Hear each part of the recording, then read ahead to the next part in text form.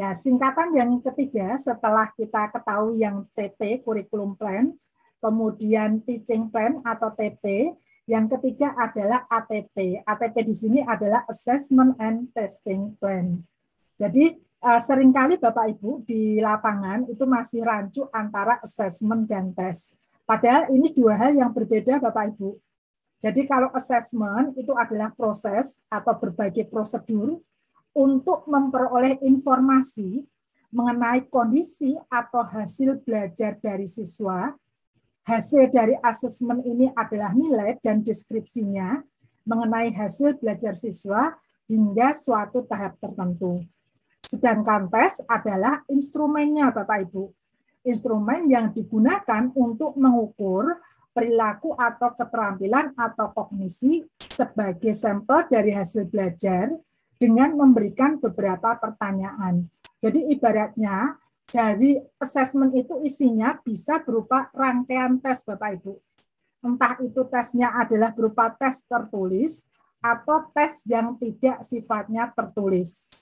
Nah, assessment itu dapat dilakukan dengan menggunakan tes, namun ada juga yang tidak berupa tes. Tes itu kan biasanya ada tes tertulis dan tes berupa tanya jawab langsung, menjawab pertanyaan secara langsung.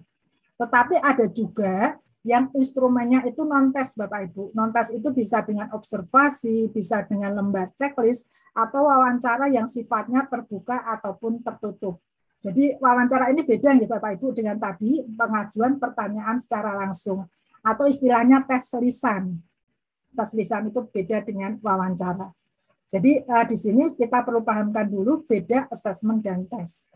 Jadi kalau tes itu adalah instrumennya, atau instrumen atau prosedur untuk mengukurnya, tetapi kalau assessment adalah proses untuk memaknainya. Jadi nilai dan deskripsi yang sudah dimaknai. Lalu ada juga evaluasi. Nah, kalau evaluasi ini yang dievaluasi apa? Tentunya evaluasi itu dasarnya adalah dari assessment. Kalau assessment itu baru nilai dan deskripsinya, kalau evaluasi itu sudah sampai menganalisis apakah dari hasil asesmen itu, proses pembelajaran selama ini yang ada di satuan pendidikan itu sudah berhasil atau belum. Itu evaluasi. Maka kan biasanya letaknya yang evaluasi keseluruhan ini ada di bagian akhir.